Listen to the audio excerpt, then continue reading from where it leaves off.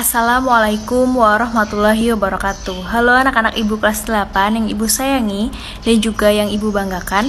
Bagaimana kabar kalian di rumah? Ibu harap kalian selalu dalam keadaan yang sehat dan juga semangat untuk mengikuti pembelajaran kita pada hari ini. Kita akan memulai di bab yang baru, yaitu tentang sistem pencernaan pada manusia. Nah, khususnya kali ini kita akan membahas jenis-jenis sumber makanan dan juga fungsinya bagi energi atau kebutuhan hidup manusia. Jadi persiapkan diri kalian dengan sebaik-baiknya untuk mengikuti pembelajaran hari ini, dan jangan lupa untuk berdoa dan menerapkan protokol kesehatan dalam kehidupan kalian sehari-hari. Nah, ini dia materi kita tentang sistem pencernaan manusia. Nah, kita hari ini akan membahas lebih lanjut tentang jenis dan fungsi bahan makanan, ya. Oke, kompetensi dasar untuk pembelajaran hari ini adalah kompetensi dasar 3.5, yaitu menganalisis sistem pencernaan pada manusia dan memahami gangguan yang berhubungan dengan sistem pencernaan serta upaya menjaga kesehatan sistem pencernaan, dan menyajikan hasil penyelidikan tentang pencernaan mekanis dan kimiawi, serta indikatornya adalah mengidentifikasi jenis-jenis bahan makanan serta kandungan bahan makanan dalam kehidupan sehari-hari, kemudian menjelaskan fungsi dari bahan makanan tersebut. Oke. Sehingga tujuan pembelajaran hari ini, setelah mengikuti pembelajaran jarak jauh, diharapkan siswa dapat mengidentifikasi jenis-jenis bahan makanan serta kandungan bahan makanan dalam kehidupan sehari-hari, kemudian bisa menjelaskan fungsi dari bahan makanan tersebut. Oke, anak-anak, menurut kalian mengapa kita butuh makanan, ya? Atau apa sebenarnya yang dikandung dalam makanan sehingga ketika kita sudah memakan sesuatu, kita bisa melakukan aktivitas atau kita bisa mempunyai tenaga untuk melakukan sesuatu. Nah, ingin tahu jawabannya? Ayo kita pelajari materi hari ini dengan penuh semangat. Oke, Maha besar Tuhan yang telah memberikan negara kita sumber daya alam yang sangat melimpah, ya. Indonesia merupakan negara agraris yang sangat subur serta memiliki potensi alam yang luar biasa. Berbagai jenis tumbuhan sebagai penyedia makanan pokok bagi manusia dapat dengan mudah kamu temukan, seperti contohnya padi, jagung, singkong, sagu, kemudian ada umbi-umbian lain, ya, dan ada kentang. Nah, berbagai jenis tumbuhan sebagai penyedia makanan pokok bagi manusia dapat dengan mudah didapatkan di Indonesia. Nah, bahan-bahan pokok ini itu berfungsi sebagai sumber karbohidrat yang merupakan pemasok energi utama di tubuh kita. Jadi karbohidrat adalah pemasok energi atau pemasok energi terbesar yang menyebabkan tubuh kita itu bisa melakukan aktivitas. Nah, selain itu, berbagai jenis buah-buahan dan juga sayuran sebagai sumber vitamin dan mineral juga tumbuh subur di sekitar kita. Ya, makanan merupakan sumber energi utama bagi makhluk hidup. Ya, tanpa adanya makanan yang masuk ke dalam tubuh, manusia itu dapat mati karena tidak punya energi untuk bertahan hidup. Ya, coba saja kalian pikirkan, kalau misalkan kalian tidak makan selama berhari-hari, ya, apa yang bakal terjadi sama kalian? Tentu tubuh kalian itu akan menjadi lemas dan juga tidak berenergi, tidak bertenaga, gitu ya. Nah, begitu penting peran makanan. Oleh karena itu, kalian harus tahu apa saja jenis makanan dan kandungan gizi yang ada di dalamnya, ya. Sebagai peserta didik yang belajar IPA, kamu juga harus tahu bagaimana makanan-makanan tersebut dicerna dalam tubuh kamu, ya, serta apa saja makanan yang baik dan yang tidak baik untuk tubuh kamu. Nah, nanti kita akan bahas di bab kita tentang sistem pencernaan pada manusia ini, ya. Nah, seperti kita tahu bahwa makanan itu merupakan kebutuhan energi bagi manusia, ya. Energi yang dibutuhkan manusia untuk melakukan aktivitas itu berasal dari makanan yang kalian makan. ya. Jumlah energi yang dibutuhkan oleh tubuh untuk aktivitas tersebut menggunakan yang namanya satuan kalori. Keseimbangan energi dapat terjadi ketika kalori yang masuk dalam tubuh melalui makanan sama dengan kalori yang dikeluarkan melalui metabolisme tubuh dan juga aktivitas otot. Jadi tidak bisa kalau misalkan kalian makan cuma sedikit tapi aktivitas kalian banyak. Nanti akibatnya adalah proses aktivitas kalian itu akan terganggu, kemudian jadi tidak maksimal ya. Karena asupan makanan yang masuk itu lebih sedikit daripada jumlah yang kita keluarkan. Jadi harus seimbang anak-anak antara energi yang masuk dan juga antara kalori yang kita keluarkan, gitu ya.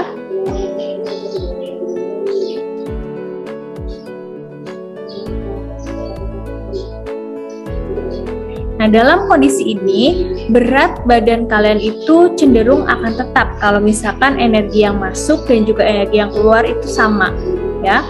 Tapi jika kalori yang masuk dalam tubuh itu melebihi kalori yang kita keluarkan, ya maka akan terjadi keseimbangan energi positif. Artinya apa? Keseimbangan energi positif itu, ya, artinya jaringan tubuhmu itu akan menyimpan kelebihan nutrisi, jadi terlalu berlebihan jatuhnya ya, jadi adanya kelebihan nutrisi tersebut.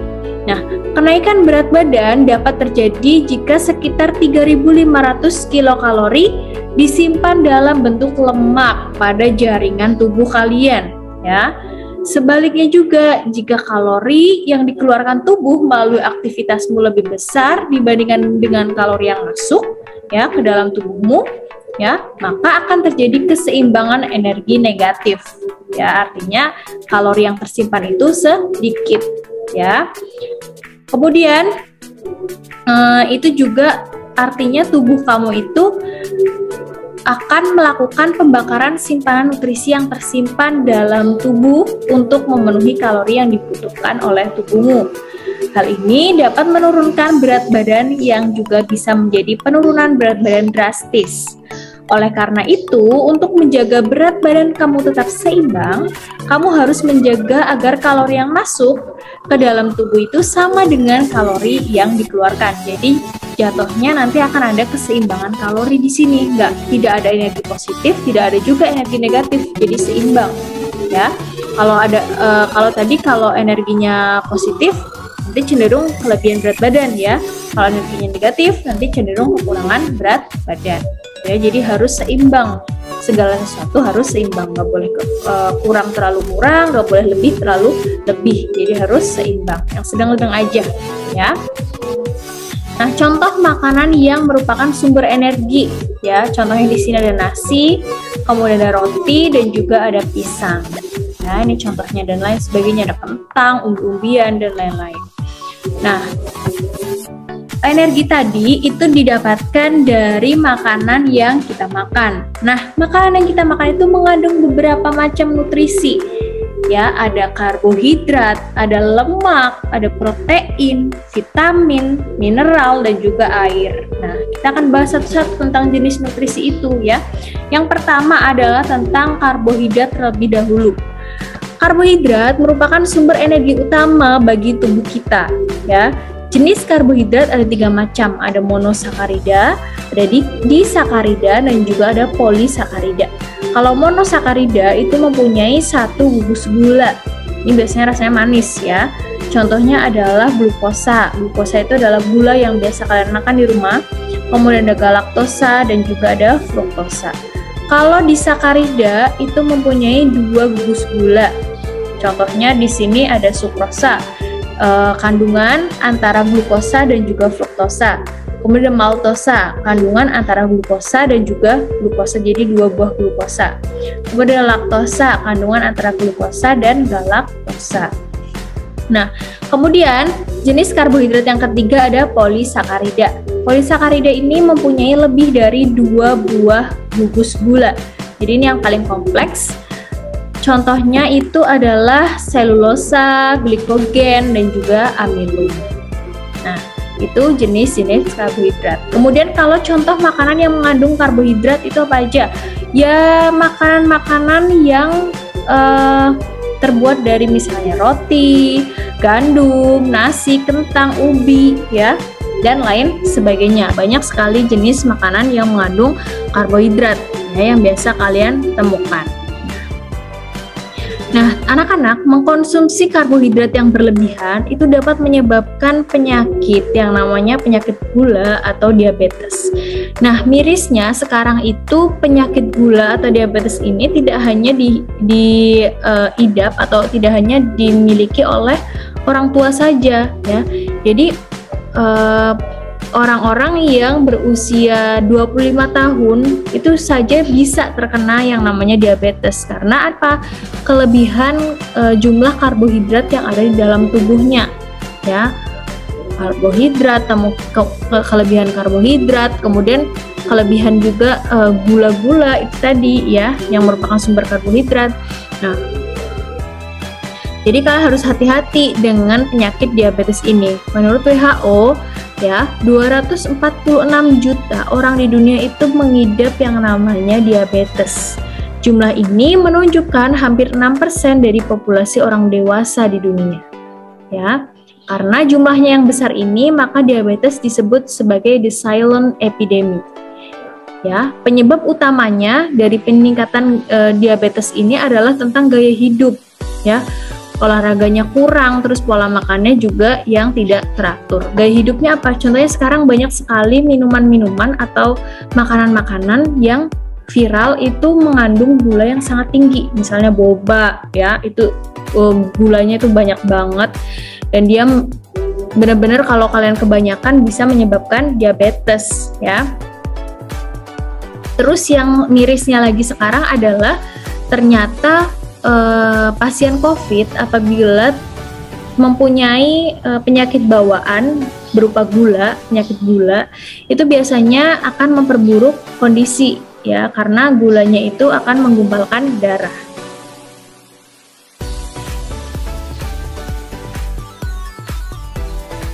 Jenis nutrisi yang selanjutnya adalah lemak.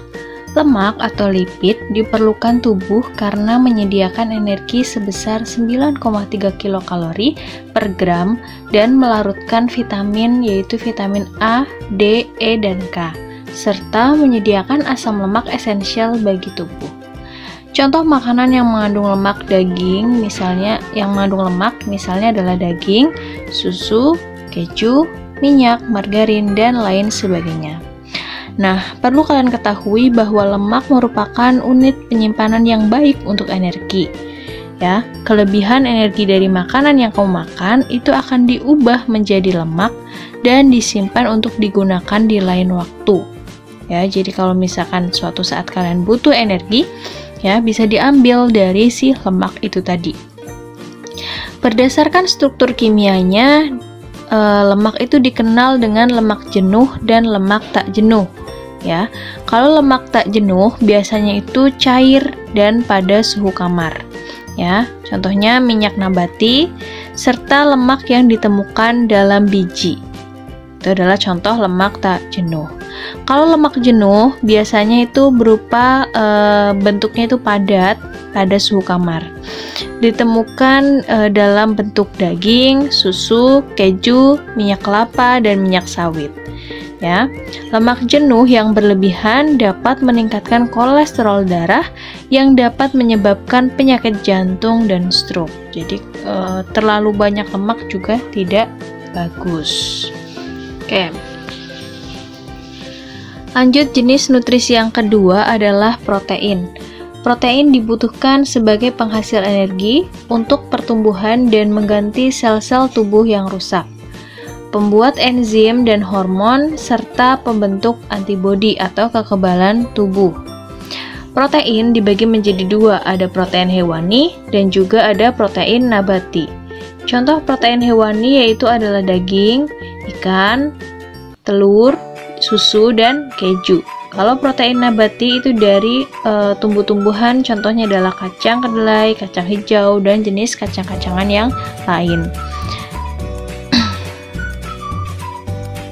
Selanjutnya adalah vitamin. Vitamin dikelompokkan menjadi dua, yaitu vitamin yang larut dalam air, yaitu adalah vitamin B dan juga vitamin C, serta vitamin yang larut dalam lemak, yaitu vitamin A, D, E, dan K.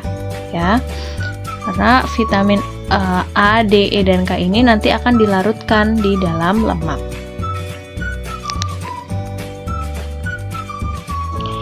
Jenis vitamin, sumber, dan manfaatnya. Kalau vitamin A manfaatnya adalah menjaga kesehatan mata, meningkatkan sistem kekebalan tubuh, pertumbuhan tulang, dan menguatkan gigi.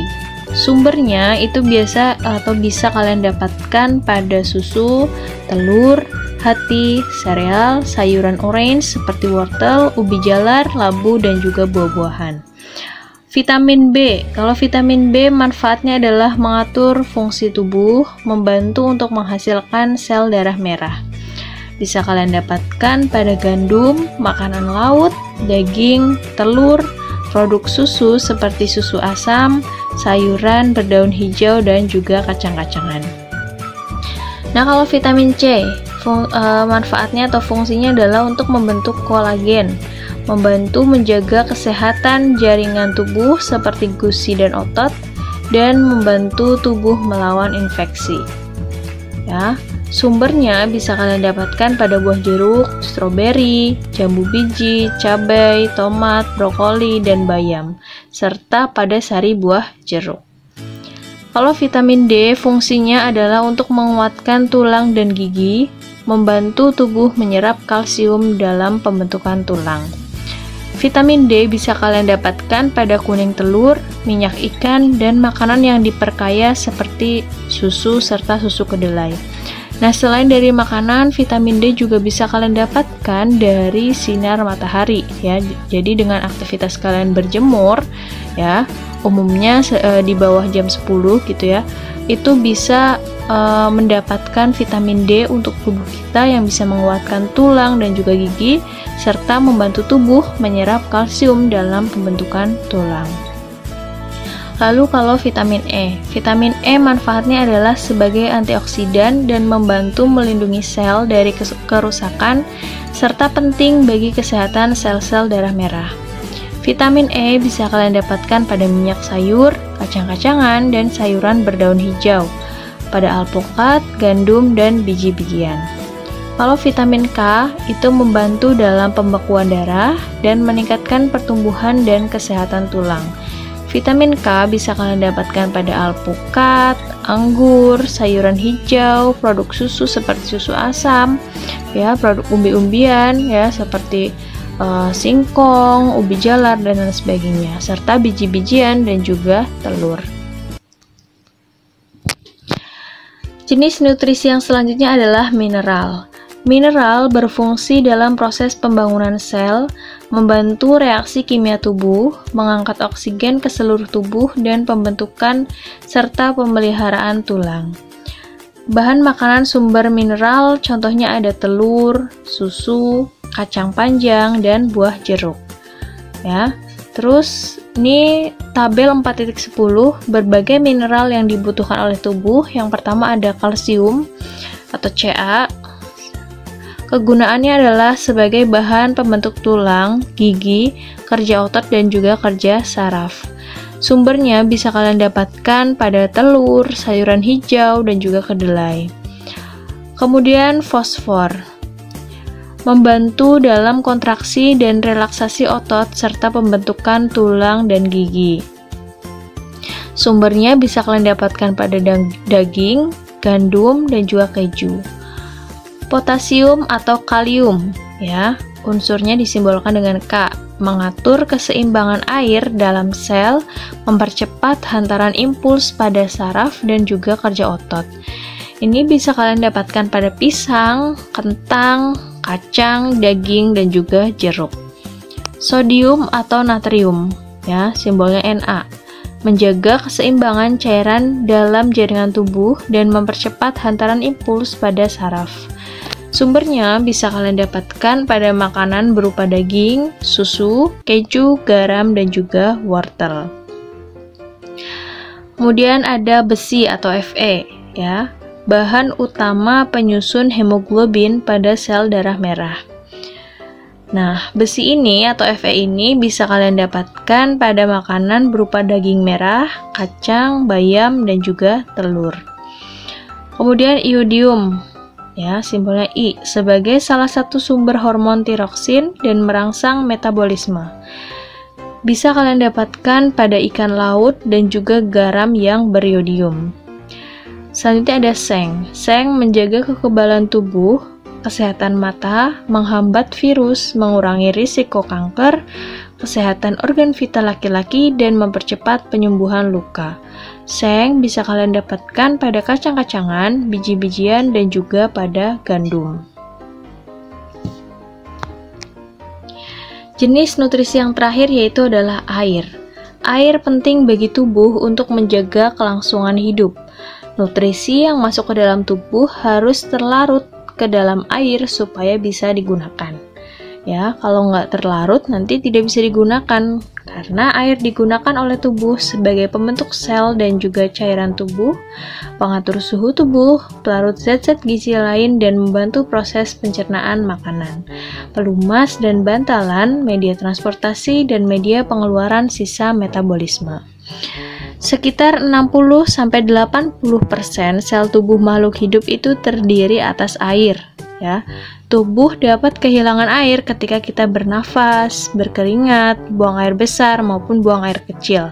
Jadi ketika kita mengeluarkan atau ekspirasi, ya, dari proses bernafas, berkeringat, dan buang air besar atau kecil, tubuh kita itu kehilangan cairan atau air. Kehilangan air tersebut harus segera diganti dengan minum air sebanyak 2 liter atau 8 gelas sehari, ya.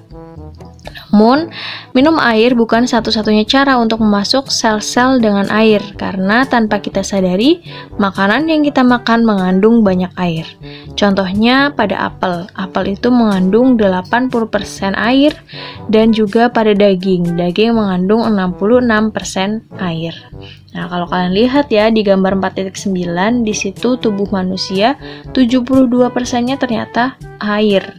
Ya, kalau di organ-organnya, paru-paru sendiri 92%-nya air, di darah 82%-nya air, di kulit 80%-nya adalah air, di otot 75%-nya air, di otak 70%-nya air, dan di tulang 22%-nya itu adalah air. Ya, karena air dibutuhkan oleh tubuh sebagai pembentuk sel dan juga cairan tubuh, mengatur suhu tubuh, ya, melarutkan zat-zat gizi lain, dan membantu proses pencernaan makanan, pelumas, dan bantalan, serta sebagai media transportasi dan media pengeluaran sisa metabolisme. Oke, demikian untuk materi yang dapat Ibu sampaikan hari ini tentang jenis-jenis bahan makanan dan juga manfaatnya. Oke, jangan lupa untuk selalu mematuhi protokol kesehatan guna mencegah virus corona dengan menggunakan masker dengan yang baik dan benar, menjaga jarak aman dengan orang lain, mencuci tangan dengan sabun dan juga air mengalir atau menggunakan hand sanitizer, dan juga tidak bersalaman atau menghindari kerumunan. Demikian yang dapat Ibu sampaikan. Ibu akhiri, wabillahi taufiq wal hidayah. Wassalamualaikum warahmatullahi wabarakatuh.